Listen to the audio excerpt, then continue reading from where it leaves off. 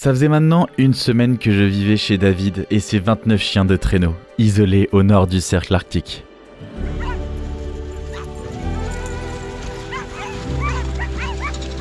Cette sensation de liberté, c'est un truc de malade. Dans ce désert gelé, tout est question d'adaptation. À force d'entraînement, je m'étais nettement amélioré en mushing. Plus je prenais mes marques, plus je me plaisais ici. David et moi avions plus ou moins tacitement établi une routine qui nous convenait mutuellement. Nous vivions dans la promiscuité. Lui dormait dans sa chambre et moi à quelques mètres dans la cuisine. À défaut du grille-pain, c'est donc juste à côté de mon lit, sur le poêle à bois, que je faisais griller mes tartines du matin. Car oui, le logement de David ne dispose ni d'électricité, ni d'eau courante. Ici, le confort est un concept un peu lointain. Raison pour laquelle ma première corvée de la journée était d'aller remplir l'ensemble des bidons au trou d'eau, ce puits creusé par David à travers l'épaisseur de glace qui recouvre le ruisseau en cette période.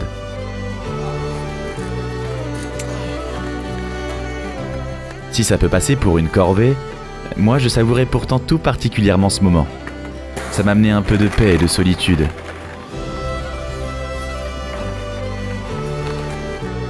Le fruit de ce labeur servait bien évidemment à nous faire couler un café, mais c'était avant tout la base du petit déjeuner des chiens. Une fois leur repas préparé, David s'occupait du service pendant que je faisais ma lessive dans le peu d'eau chaude restante. Il semble qu'ici le mot confort ait été banni du vocabulaire. La promiscuité et le manque de commodité demandent beaucoup d'efforts. Aussitôt que le poêle s'éteint, la température chute. Il fait trop froid et le bois vient vite à manquer. Alors je repars, avec mon traîneau et ma hache, couper les quelques bouleaux morts qui parsèment les environs. Mais à peine ai-je eu le temps de raviver le poêle, qu'il est déjà l'heure de dîner. Par souci d'économie, ces repas sont souvent frugaux. David privilégie les estomacs de ses chiens avant le sien. Alors on mange des pâtes, du riz, parfois un steak. Ces moments se déroulent dans le silence, ce qui n'est pas pour nous déplaire à tous les deux.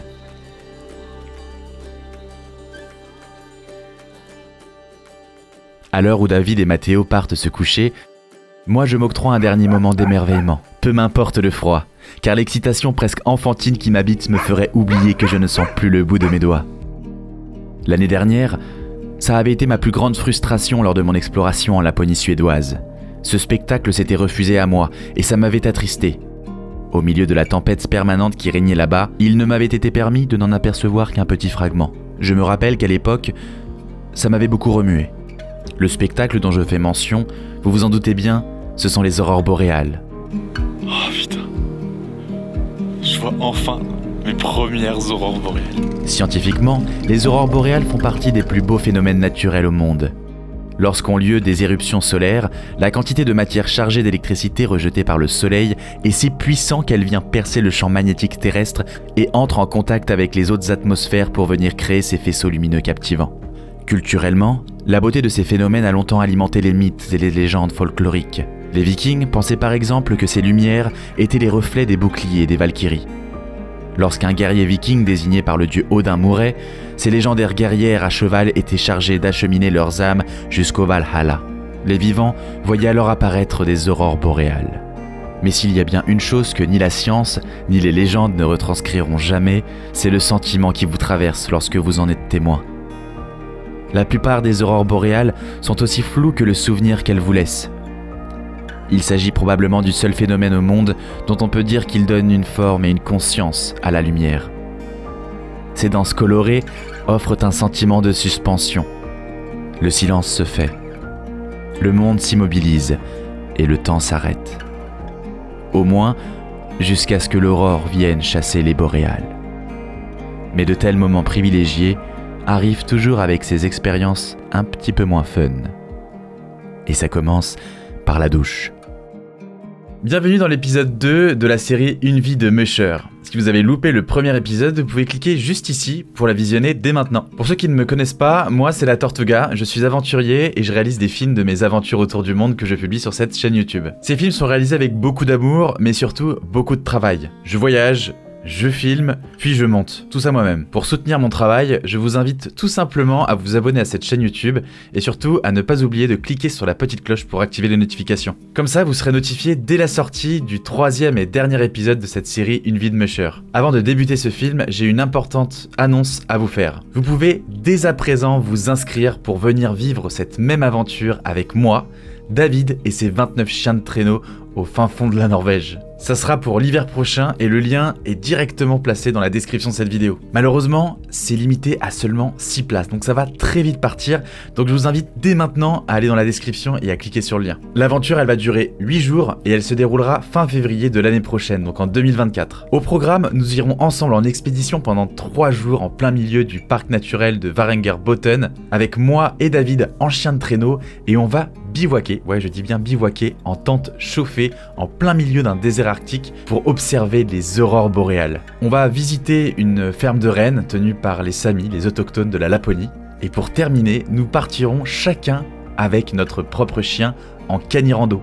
On partira en micro-aventure, tous ensemble, pour aller dormir dans la cabane de Sami que vous verrez dans l'épisode 3 de cette série. En gros, nous allons revivre ensemble cette même aventure que vous êtes en train de visionner dans cette série Une vie de musher, mais avec beaucoup plus de confort étant donné que nous serons logés dans un superbe hôtel au cadre exotique. Si vous avez la moindre question concernant l'aventure que nous partirions vivre ensemble, je vous invite à rejoindre mon canal Telegram ou encore mon Discord. Je vous ai mis les liens également dans la description de la vidéo. Allez, c'est parti pour l'aventure.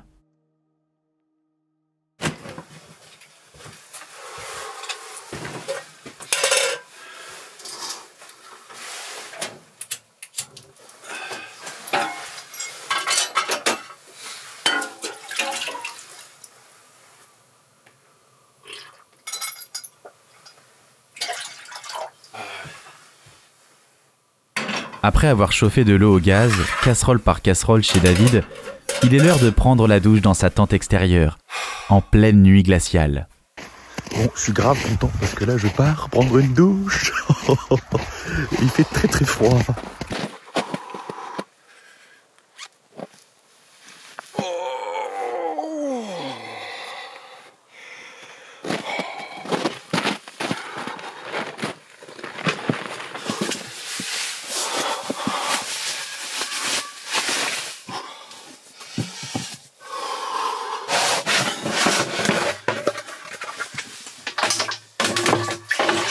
On va mettre de l'eau chaude et un peu d'eau froide pour faire de l'eau tiède.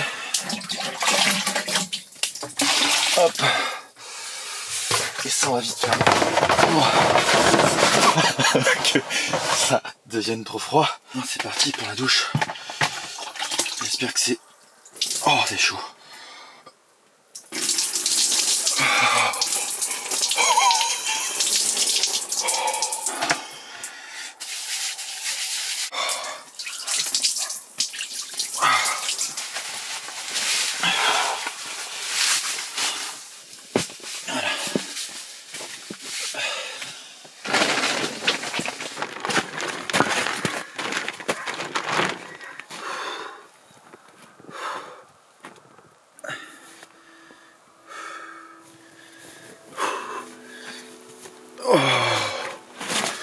Mission réussie. Maintenant, faut rentrer. Aujourd'hui, je pars en micro-expédition avec Mathéo. Il va me montrer comment pêcher sur un lac gelé. Alors des poupounes. Toi tu prends qui? Moi je prends Kezia et Youpiti. Ah ouais, 2? Ouais.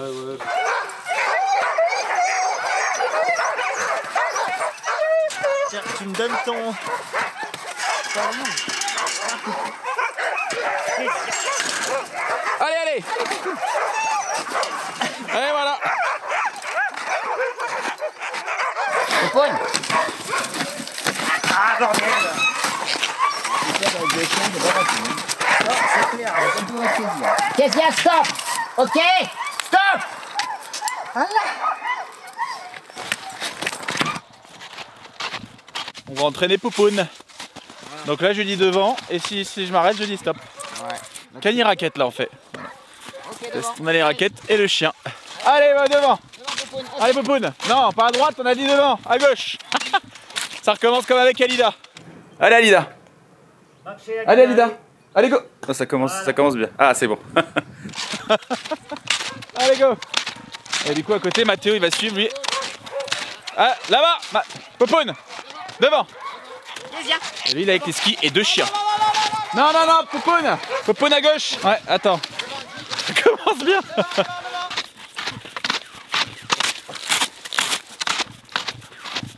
Ils vont se calmer là de toute façon. Ouais. Je le sens bien que cette expérience chez David l'a épuisé. Et la tension qui s'est formée entre ces deux loustiques est palpable dans l'air. Pourquoi t'as quitté la France? Pourquoi tu t'es barré ici? Un ras-le-bol, j'ai exercé un petit peu plusieurs métiers différents, dont la cuisine et d'autres qui m'ont beaucoup plu. Et j'ai toujours été fan d'aventure, fan de grands espaces, de chiens. J'ai toujours voulu faire du traîneau. J'ai eu la chance de voyager au Svalbard, dans des latitudes encore plus hautes qu'ici. J'ai rencontré des gens qui faisaient du chien de traîneau et qui m'ont vraiment fait découvrir le métier que c'était et ce que ça représentait. Et j'ai eu envie de me lancer là-dedans, voilà. Tu broches la glace comme ça, c'est pour l'alpinisme. Ah ouais. Et ça rentre de ça dans la glace, ça bouge pas. Tu peux amarrer un bateau avec ça sur la banquise.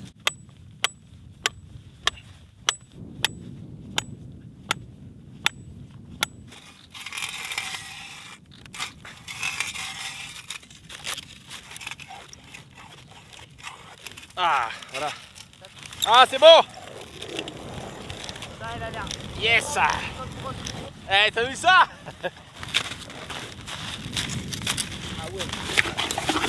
Ouais, c'est bon. Ah, mais on avait. Il restait quoi, 10 cm? Ouais, à peine. Ouais. C'est fini là? On va l'agrandir un peu. 1h30 pour crever ce trou. Et là, on vient de le finir. Ouais. Et après, tu vas voir que ça gèle le fil.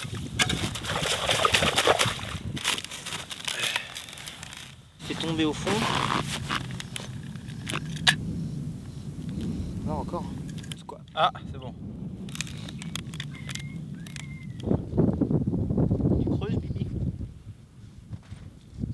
Et suite à ça, j'ai fait la rencontre de David sur les réseaux sociaux, qui m'a proposé de venir l'aider ici et de découvrir la vie sans électricité, sans eau, et en plus de ça, dans un cadre idyllique, hein, entre toundra et taïga, voilà.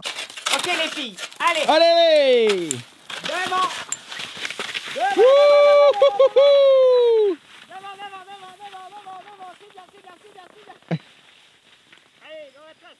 Ce seront mes derniers moments de proximité avec Mathéo, car il part en fin de journée, en solitaire, se perdre dans la nature pour plusieurs jours. Il est à la recherche d'un gros lapin blanc qu'il veut photographier. C'est parti. Préparation pour la chasse. La chasse au lapin. Ouais, à chaque fois je le vois, mais trop loin, et dès que je m'approche, il se casse. Donc là tu penses que ça va être le bon shot? Non, Non. je suis sûr que non. Je vais au moins voir s'il y a des traces. Tu pars en repérage du coup. Je pars en repérage, mais bon. Donc ça c'est ton outil de chasse, c'est ça? C'est pas un fusil, c'est quoi du coup? Ça, c'est un téléobjectif qui me permet de faire des photos animalières. Pour les animaux en photo. Voilà. Regarde, je vais Et là t'as le parfait kit. le kit nordique.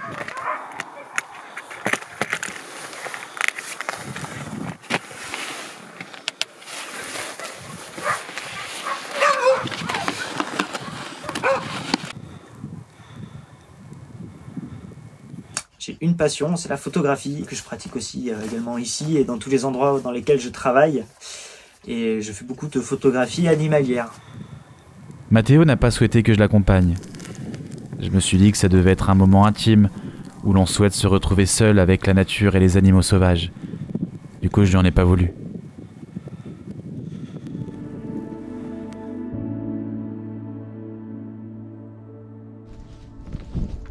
Moi, de mon côté, c'était la chance de quitter le braquet exigu de David pour squatter chez Mathéo.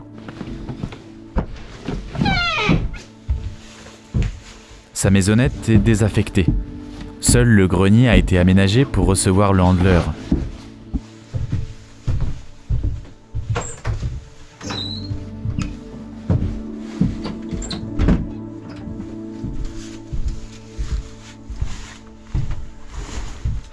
avec le poêle à bois éteint, il y fait un froid à vous glacer les os.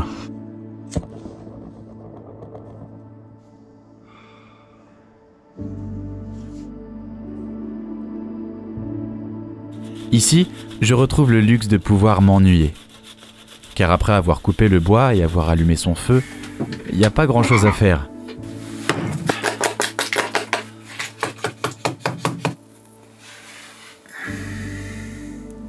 Sauf que lorsque l'on n'a pas l'habitude comme moi, petit citadin habitué au stress et à l'agitation du quotidien, l'ennui et la solitude deviennent très vite pesantes et désagréables. J'ai toujours été débrouillard, j'ai toujours été à m'en sortir par moi-même et je pense que David aussi. Malgré le fait d'avoir toujours été indépendant, et ici, quand il fait très très froid, quand tu as déjà coupé ton bois pour te chauffer toute la journée, que tu as fini, que tu es fatigué, que tu as fait ton feu, il faut des fois tu retournes chercher de l'eau.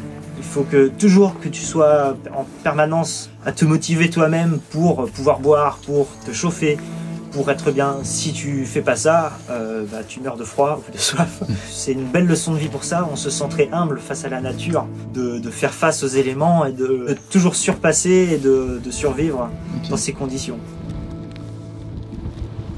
De temps en temps, sans trop parler, j'accompagne David faire la trace avec ses chiens. Il faut savoir que dans cette zone isolée, rare en vie humaine et en passage, la neige s'accumule rapidement, formant une poudreuse épaisse qui ralentit et épuise les chiens. Il faut donc régulièrement faire la trace, recréer petit à petit l'itinéraire en tassant la neige jour après jour, pour que les prochaines expéditions soient moins fatigantes pour les chiens et pouvoir aller encore plus loin. Les jours passant, seul dans la maisonnette en bois, la solitude, le silence, l'absence d'être humain me laisse une sensation étrange, comme une profonde tristesse.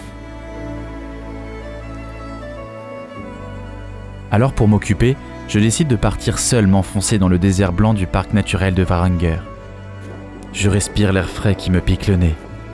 La neige craquelle sous mes raquettes. Le seul bruit des environs est le ululement du vent glacial qui arrive par vagues dans mes oreilles.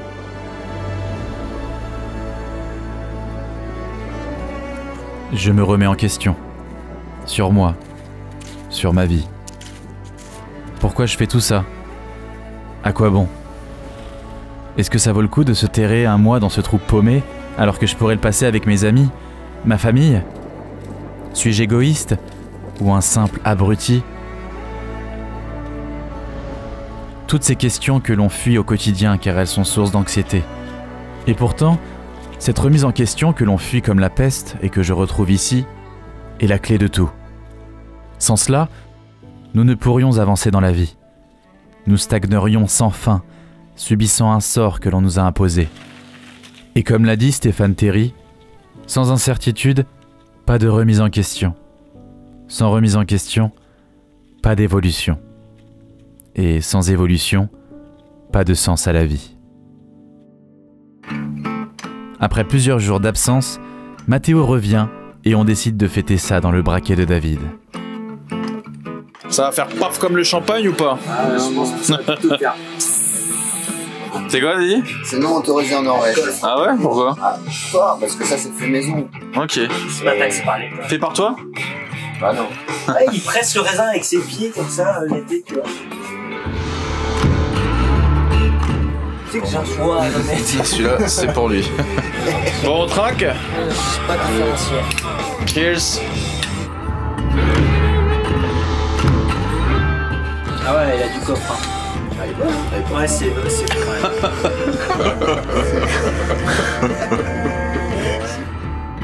Avec Mathéo, on s'entraîne à faire un nœud de chaise.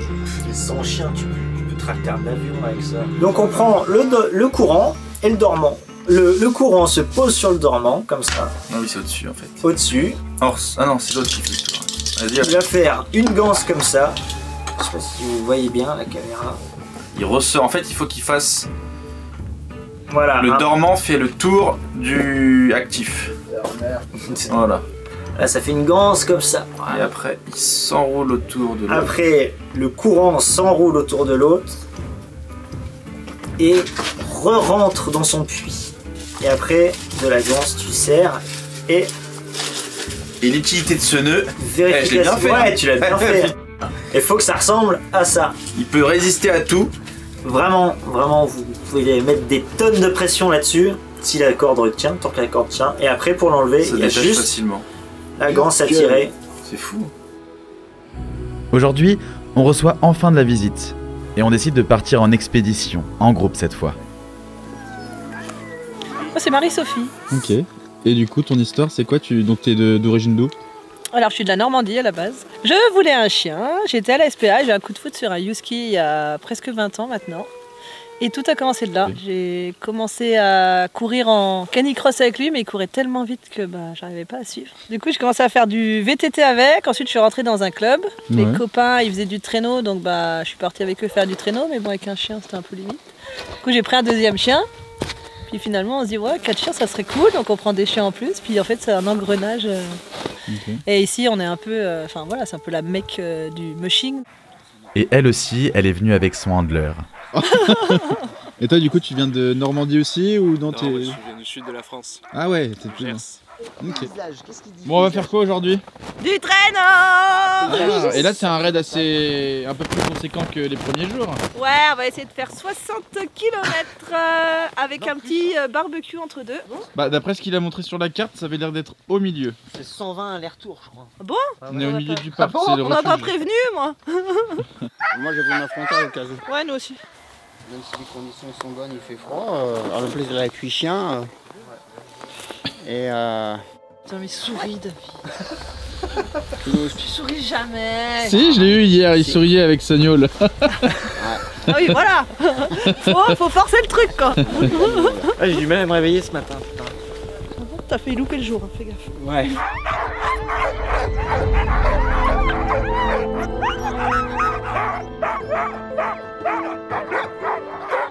Viens faire un selfie, viens faire un selfie. Oui, oui, oui. Hein? Ouloulouloulouloulou. Ouloulou.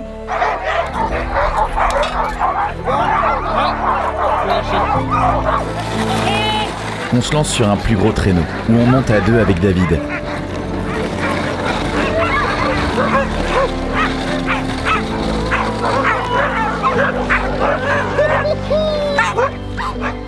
On part s'enfoncer au cœur du parc naturel, au milieu de nulle part, tracté par 12 chiens. On est suivi de près par Marie-Sophie et son handler.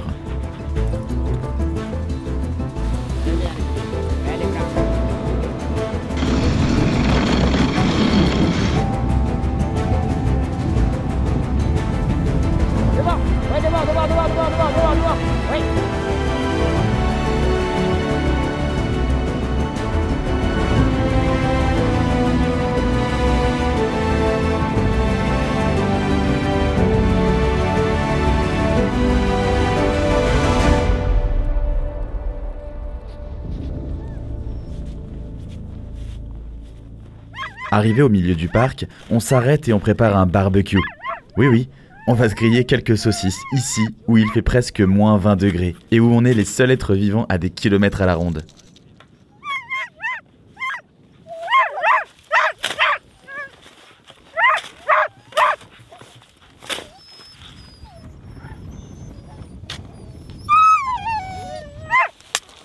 Il a rien compris là, toi.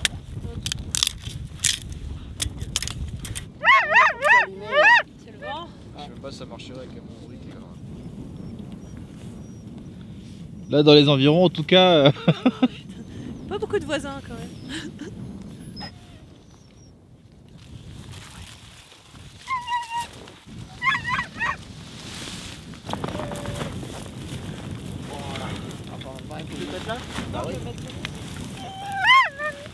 Oh. Alors moi, j'ai fait un investissement. La mort qui tue. Alors là, mon petit gars, Oh la vache. Ça c'est bon ça. chaud ça par contre.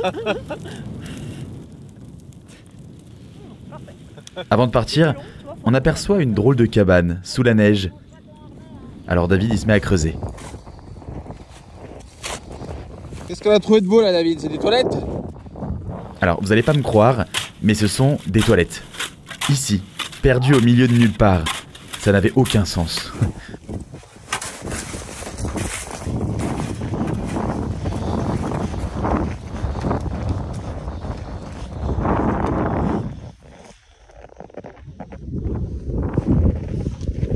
On a donc posé notre pêche en plein désert arctique. Je pourrais presque dire que j'ai fait mon caca au pôle Nord.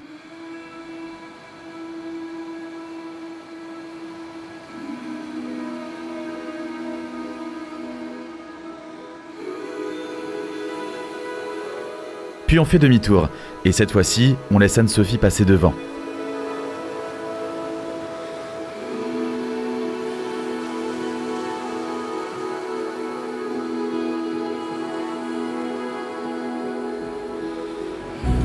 Le soleil se couche à l'horizon. Les derniers rayons du soleil frôlent mes joues engourdies.